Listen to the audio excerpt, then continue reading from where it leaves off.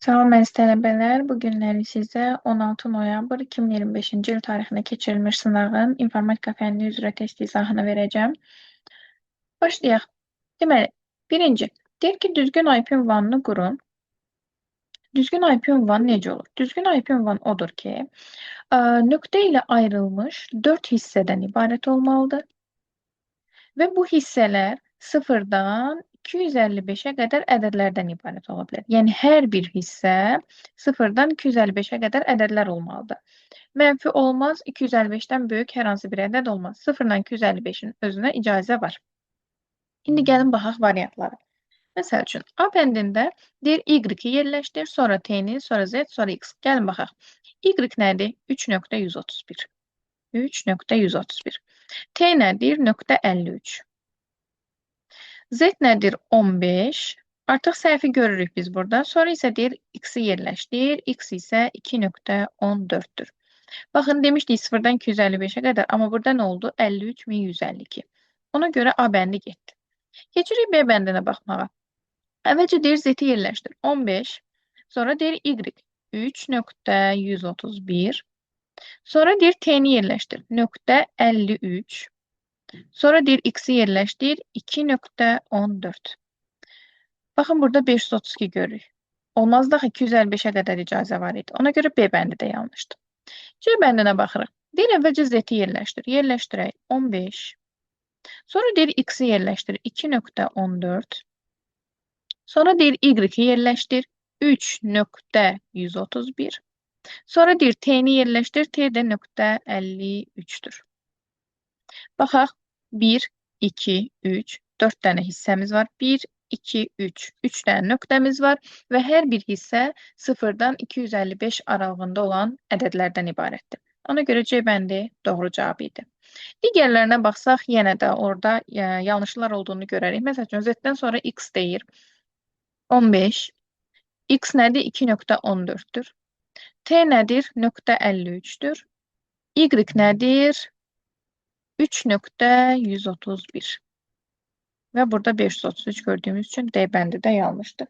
Y bəndində də həmçinin yanlışlıq var. Məsəl üçün, burada da deyir Z-dən sonra Y-i yerləşdir. Z-dən sonra Y. Yəni, 15-dən sonra 3.131. 131. Sonra deyir X-i yerləşdir. Elə artıq burada səhvi görürük. 1312 gördük. Ona görə Y bəndi də yalandır. Doğru cavabımız oldu C bəndi. İkinci suala baxırıq. Qrafik redaktorlar haqqında doğru fikirlər istəyir bizdən. Doğrular. Raster təsvirlər əsasən çap işləri üçün yalandır. Bu cümlə vektor təsvirlərə aid bir cümlə idi. Vektor təsvirlər realizmi əks etdirmir. Doğrudur. İnternetdə əsasən raster təsvirlər yayılıb, raster olmalıydı. 3 yalandır.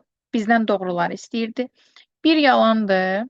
3 yalandır. Ona görə çıxdaşlarımızı eləyək. 2 variant arasında qalmışıq. Orkad elektron qurğuların avtomatlaşdırılmış layihələrin hazırlanmasında istifadə olunur. Doğrudur. Raster təsvirlərin vektora çevrilməsi üçün vektorizatorlardan istifadə olunurdu. Bizim də 2 dənə vektorizatorımız var idi. Corel Trace və Adobe Streamline. Adobe Streamline. 2 dənə vektorizatorımız var idi. Amma bu bizə vektor proqramının adını çəkib. Ona görə yalandır. Yəni, bu vektor qrafik redaktorudur. Amma bizə vektorizator lazım idi. 2, 4. Artıq cavabı tapmışıq, amma 6-cı bəndi də oxuyaq. Fraktal təsvirlərin yaradılmasında əsas riyazi və proqramlaşdırma bilikləri tələb olunur. Bəli, bu da doğru fikirdir. Cavab oldu 2, 4 və 6. Keçirik növbəti suala. 231 üstəgəl bir ədədi yaddaşda neçə bit yer tutur? Biz bu tip sualları müqayisə ilə baxırdıq. Məsəl üçün, deyirdik ki, 231 ədədinin özü yaddaşda neçə bit yer tutur deyirdiksə, ya deyirdik n+1, yəni üstündəki üstəgələk 1, 32 bit, ya da demişdik ki, müqayisə ilə baxaq görək, bu 2 üstü onluq say sistemində daxil. Görək bu ədəd 2 üstü neçədən kiçikdir? Deyirdik, hə, bu özünə ən yaxın 232-dən kiçikdir. Və nəticədə bu ədədin yaddaşda 32 bit yer tutduğunu deyirdik. İndi baxaq buna. 231 plus 1. Fikirləşsək ki, 231 ədədinin ikilik yazılışında bir dənə 1 var, 31 dənə də 0 var. Bunun üstünə 1 gəlsəz, riyaziyyatda alt-alta toplamayla. Üstünə 1 gəlsəz, simvol sayı dəyişməyəcək. Yəni, bir dənə bu sonuncu sıfırınız çevrilib olacaq 1, ortada qalacaq 30 ədəd 0, əvvəldəki birim də öz yerində zaten. Yenə də 32 dənə simvol var. Yəni, bu ədəd yenə də yaddaşda 32 bit yer tutur. Cavabımız olacaq C. Belə də baxa bilərsiniz bu tip misallara. Məsəl üçün, deyirik 231 plus 1. Bu 231'i yazırıq. 1 də 2 üstü 0 daxı. Bu kiçik olan onsuz da böyüyün içində var deyə, böyüyün nə qədər yer tutduğunu tapsaz, cavabı tapmış olursunuz. Məsəl üçün, belə bir misal çıxsa qarşınıza, 2 üstü 60 üstə gələ 2 üstü 40.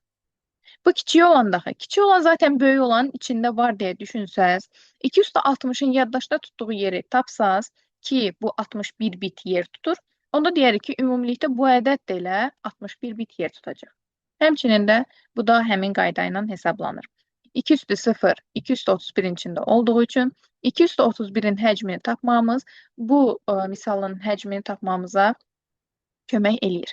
Yəni 231 ədədi yaddaşda 32 bit tutduğu üçün ümumilikdə bu ədəd də yaddaşda 32 bit yer tutacaq. Doğru cavab oldu C bəndi. 29. Yanlış fikri müəyyən edin. Deyir, FTDI şəbəkəsi halqa topologiyası əsasında qurulub, doğrudur. ArcNet şəbəkəsi ulduz topologiyasından istifadə edir ArcNet. Verilənlərin ötürülmə sürəti 2,5 megabit saniyədir, doğrudur. Ethernet şəbəkəsində abunəçilərin maksimal sayı 1024-dür, düz deyir. 100 VG LAN şəbəkəsində koaksial və fiber optik kabellərdən, koaksial yox, burulmuş cüt və fiber optik kabellərdən istifadə olunur. Yalan olan fikir elə D bəndi idi. Tokering şəbəkəsində halqa topologiyasından istifadə edirdi. Tokering bilirsiniz ki, abunəçilərin maksimal sayı 96-dır. Bunu da doğru deyirdi. Keçirik növbəti suala. Məsələdir, qrafik redaktorlara aid bir məsələdir. Şəklin ölçüsünü verib 1024 vur 512. 1024'ü 2 üstü 10 kimi yazıram. 512'ni 2 üstü 9 kimi yazıram. Vuraq. Bilirsiniz ki, şəklin tutum düsturu nəyə bərabər idi? N vur uzunluq vur palitra idi. N'in uzunluğunu yazdım artıq. Qaldı bir dənə palitra. Palitrada isə konkret palitrada çəkmir. Sadəcə deyək ki, palitrada 32 dənə rəng var idi. Biz sizdən demişdik ki, rəngli və yaxud da rəng çalarlı desə, məsəl üçün elə misalımızda 32 rəngli, 32 rəng çalarlı desə, əvvəlcə verilmiş ədədi 2'nin qüvvəti kimi göstərməyə çalışırıq, yəni 2 üstü 5 olacaq və üstündəki bitlə işləyirik. Amma 32 rəng tərtibi desəydi, o zaman tərtib bilirsiniz ki, elə qüvvətdir də zaten. Bu o demək ki, 32 rəng tərtibi ilə 232 deməkdir. O zaman birbaşa 32'nin özünə vurardıq. Yəni, tərtib gördüksə ədədin özünə vururuq. Çalar və yaxud da rəngli sözünü gördüksə, o zaman əvvəlcə verilmiş ədədi 2'nin qüvvəti kimi yazıb, qüvvətdəki qiymətlə işləyirik. 32 rəng çaları dediyi üçün mən 5 bitlə işləyəcəm. Cavabı nədə istəyir? Deyir, sadəcə tutduğu yeri hesablayın. Cavabda da kilobayt da var, megabayt da var. Gəlin yoxlayaq. Əvvəlcə kilobayta çevirməyə çalışıram. Bitdən kilobayta keçmək üçün nə edirdik? Bit, bayt, kilobayt. Yüz aşağı gedəndə, kiçikdən böyüyə gedəndə bölürdük həmişə. Bitdən bayta keçəndə 2 üstü 3'ə bölmək lazımdır. Baytdan kilobayta keçəndə 2 üstü 10'a bölmək lazımdır. Yəni, cəmisi 2 üstü 13'ə bölməliyəm mən bu ədədi ki, kilobayt da cavab alım. 2 üstü 13'ə. Bura verdi bizə 2 üstü 19, 2 üstü 13'ə böləndə yuxarıda qalır 2 üstü 6. 2 üstü 6 64'dür. Vur 5 bərabərdir 320 kilobayt. 320'ni tapıb tez gedib beyni işarələmirik, diqqət eləyirik ölçü vahdinə. Burada mega deyir. Bizə kilobayt olan lazım idi. Yəni doğru cavabımız olur D bəndi. Növbəti sual. Excel 2019'da deyir, sütunlar necə adlandırılır? Excel'də sütunlar hərf və rəqəmlərlə nömrələnə bilər. Gəlin baxaq. Excel'i açıram.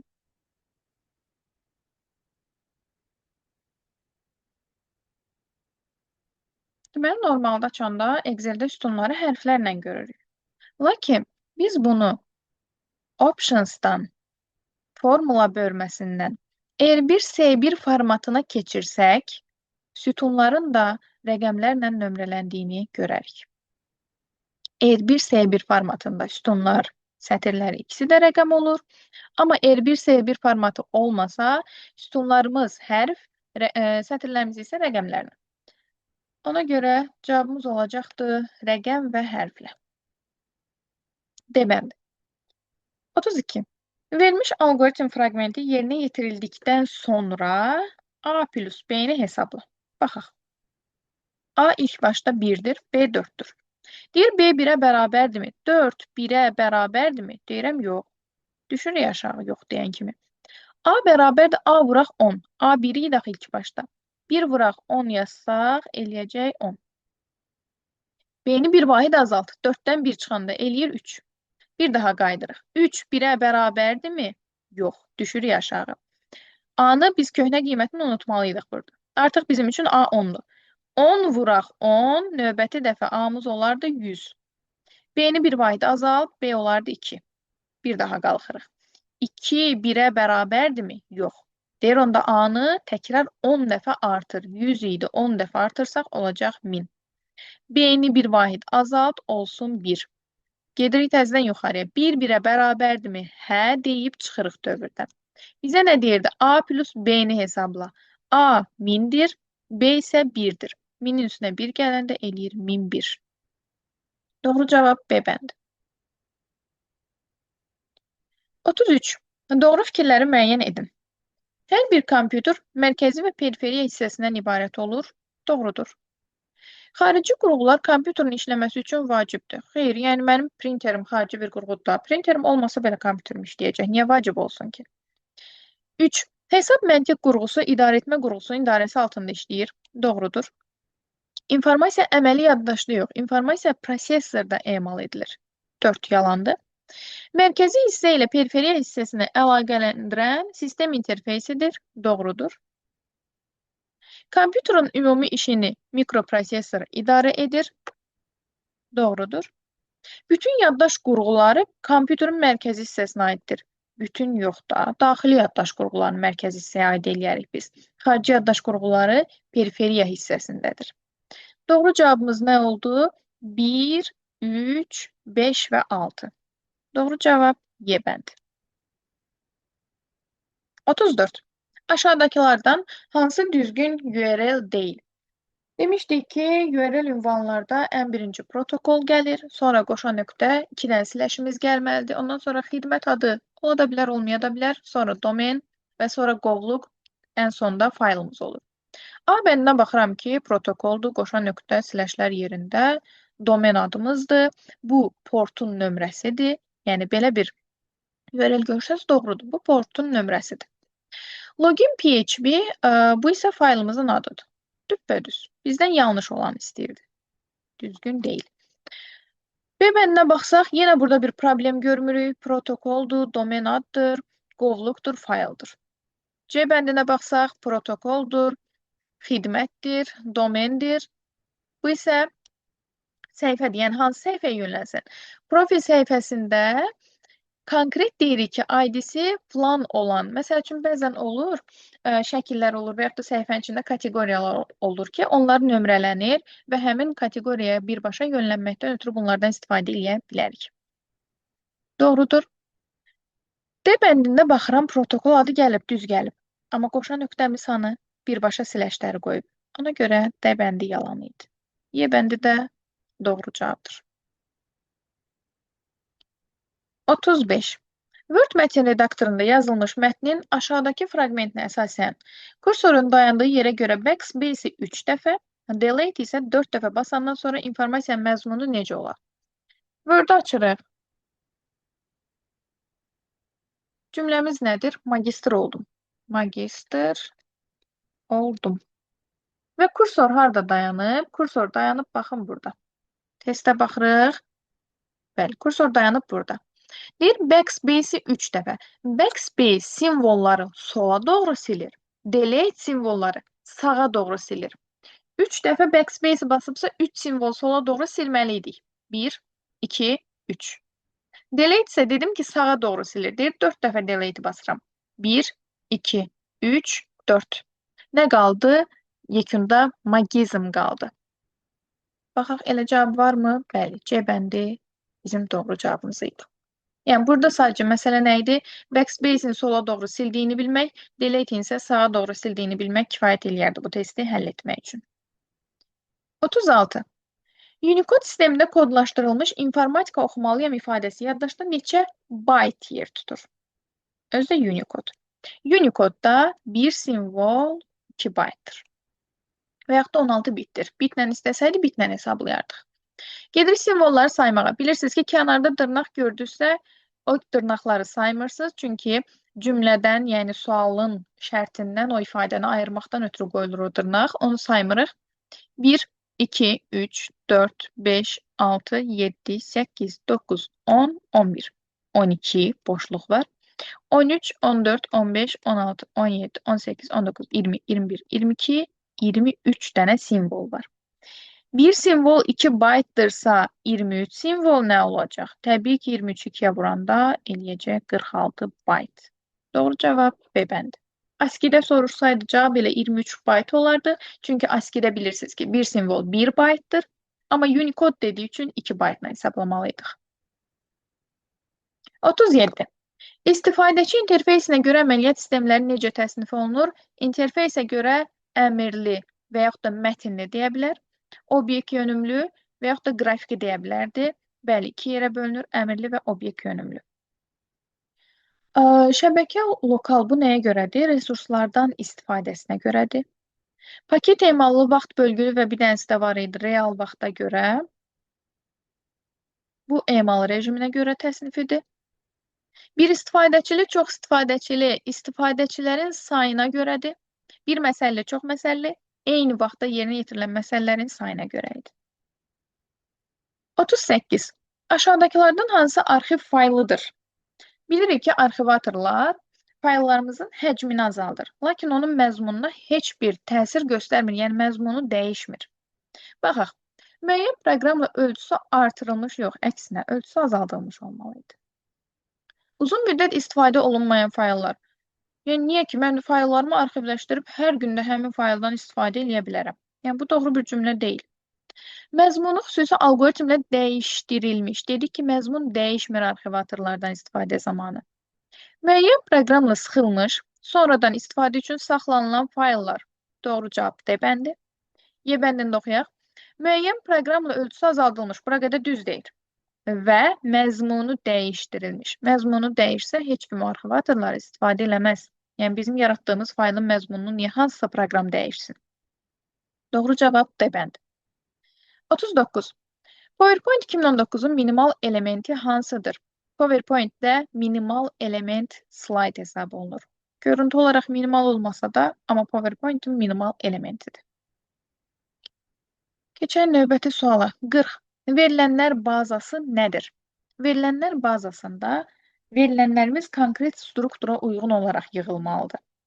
Yəni, məsəl üçün, bir adam haqqında, tutaq ki, tələbələr haqqında olan bir cədvəlimiz var.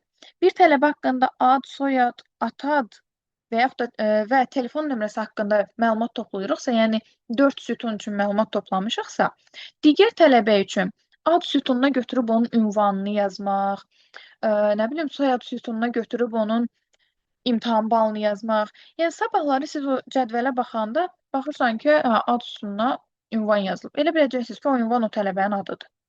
Soyad sütununa bal yazılıb. Elə biləcəksiniz ki, o bal onun soyadıdır. Yəni, konkret struktur olmalıdır ki, hamı üçün eyni məlumatlar toplanmalıdır. Strukturu konkret sxema uyğun gələn verilənlər yığımıdır. A bəndi doğru cavabı idi. B bəndində nə deyir? Strukturu müxtəlif olmaz. Konkret sxema olmalıdır. Hər hansı bir obyekt haqqında biliklər toplusu deyil. Hər hansı bir obyektin strukturu haqqında biliklər toplusu deyil. Verilənlər haqqında biliklər toplusu deyil. 41. OSI-nin kanal səviyyəsində işləyən müxtəlif topologiyalı, lakin eyni protokollu. Artıq təxmin edirik ki, cavab bridge olacaq. Amma ardında oxuyaq görək nə deyir? Zaten başqa bir şey demirmiş. Birləşdirən aparat proqram təminatlı qurğu aşağıdakılardan hansıdır? Bəli, müxtəlif topologiya eyni protokol dedisə, ağlımıza bridge körpü gəlməlidir. Özdə OSI-nin kanal səviyyəsində işləyən cümləsini də işlədib. Biz bilirik ki, kanal səviyyəsində bridge, switch, NIC, yəni bu qurğulardan hər hansı biri işləyir. Eyni zamanda gateway də var. Lakin digər cümlə mənim işimə daha çox yaradı. Müxtəlif topologiyalı, lakin eyni protokol dediyi üçün fikirləşmədən gedib bridge götürürük. Digər cavablar yalan variantları idi.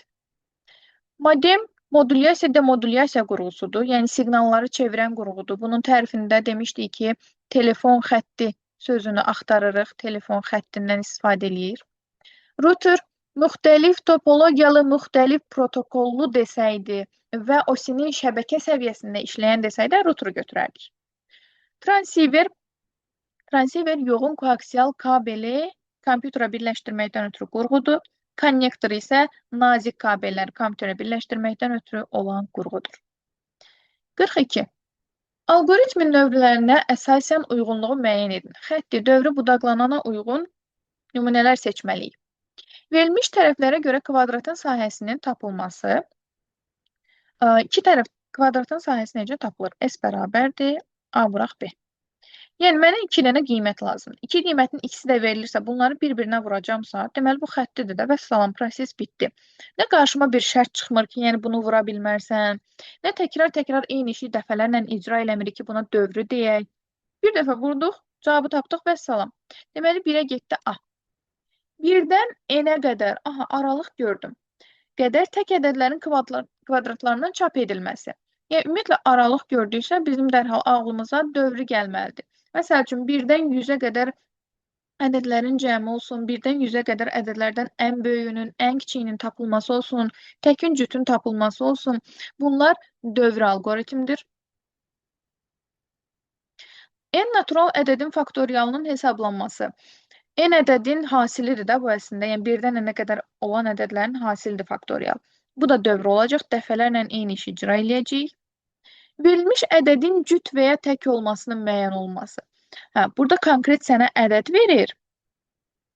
Məsəl üçün 10, məsəl üçün 15. Sən yoxlamalısan ki, bu təkdirmi, cütdürmü? Onda təkliyin cütlüyünü necə yoxluyursunuz? 2-yə bölünməklə. Əgər qalıq qalırsa, deməli bu tək ədəddir. Yox, əgər böləndə tam bölünürsə, deməli bu cüt ədəddir. Yəni, şərt yoxluyursunuz. 10 məsələn, verilmiş ədəd tutaq ki, 10-dur da. 2-yə qalıqsız olaraq bölündü mü? Hə, yoxsa yox, şərt yoxluyursam. 15, tutaq ki, indi verilmiş ədəd 15-dir. 2-yə qalıqsız olaraq bölündü mü? Hə, yoxsa yox. Yəni, şərt yoxluyuruq burada. 3 olacaq D bənd. Yəni, konkret verilmiş ədəd var əlimizdə bir də. Kvadrat tənliyin köklərinin tapılması, kvadrat tənliklər demişdik ki, budaqlanandır. Niyə? Çünki orada diskriminantın 0 və 0-dan böyük olma ehtimalları var idi. Ki 0 olsa 2 eyni kök olurdu, 0-dan böyük olsa 2 müxtəlif kök olurdu, onların tapılma qaydaları fərqlənirdi. Ona görə də bu da olacaq budaqlanan. 1A, 2BC, 3D və Y. Doğru cavab B bənd. 43. Keş yaddaş nə üçün istifadə olunur? Keş yaddaş aralıq yaddaşdır, yəni RAM-a müraciəti sürətləndirmək üçündür, əməli yaddaşa müraciəti sürətləndirmək üçündür. Verilmiş əmrləri özündə saxlayır, RAM hazır olan kimi RAM-a müraciətləri yönləndirirdi. Əməli yaddaşa müraciəti gücləndirmək üçün istifadə olunur. 44. Fərdi kompüterdə ötürülən siqnallar diskretdir. Biz demişdik ki, kompüterdə informasiya rəqəmsal versiyada olur. Yəni, rəqəmsal da həmçinin diskret demək olduğu üçün. Onda deyirik ki, fərdi kompüterdə ötürülən siqnallar diskretdir. Kəsilməz analoq deməkdir. Analoq. Analoq informasiya olmur kompüterdə. 45. Kataloqda 5 fayl yerləşdirilmişdir. Ford docx, Lord docx və s. Onlardan konkret Ford, Lord və Port olanların tapılmağını istəyir. Fayllar qrupu hansı şablona əsasən seçiləcəkdir? Yəni, demək istəyir ki, elə bir axtarış forması seç ki, orada orsk.dat faylı çıxmasın qarşıma. Gəlin baxaq.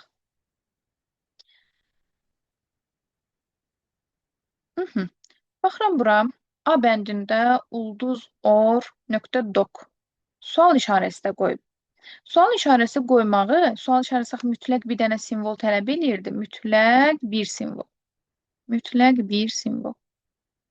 Ulduz isə bu üzü olaydı. Deyir, heç nə də olar, hər şey də olar, yəni çox simvol da olar, 1-dən də olar, 5-dən də olar, 15-dən də olar və s. İndi baxıram buna. Bu, burada sual qoyub, bu mütləq bir dənə simvol gözləyir. Bu mütləq simvol gözləyirsə, bəs bunun axırında simvol yoxdur, axı necə tapa bilər ki bunu? Bu port docla bitir. Bəs bu sualın yerində hansı simvol dayanacaq? Ona görə A bəndi getdi. Baxıram B bəndinə. B bəndi bizim elə deyəsən doğru cavabımızdır. C bəndinə baxaq. Burada yazıb sual. Bəs bu docx-lər necə tapılacaq? Docx-lərdə 4 dənə simvol var axı. O-nu yazdıq bura, C-ni yazdıq bura. Bəs X hərfini lazımdır axı bizə. Necə tapsın? C bəndi getdi. Burada da yenə 3 dənə sual qoyub. Bu tutaq ki, tapdı docları. Bəs docx-ləri necə tapacaq? Y bəndinə baxaq. Burada da sual qoyub mütləq bir simvol tələb edir. Amma mənim bu faylım docla bitir. Baxaq görə başqa problemi varmı? Başqa problemi yoxdur. Yəni dediyim hissə bir dənə sual işarəsinin olmağı artıq problem yaradırdı. Y bəndi də getdi. B bəndi bəli, doğru cavabımız idi. Baxaq. F burada dayansa, məsəl üçün Ford faylı üçün deyirəm də. F, O, R, T, docx. Ulduz axı hər şey qəbul edə bilir. Yəni çox simvol qəbul edir də ulduz.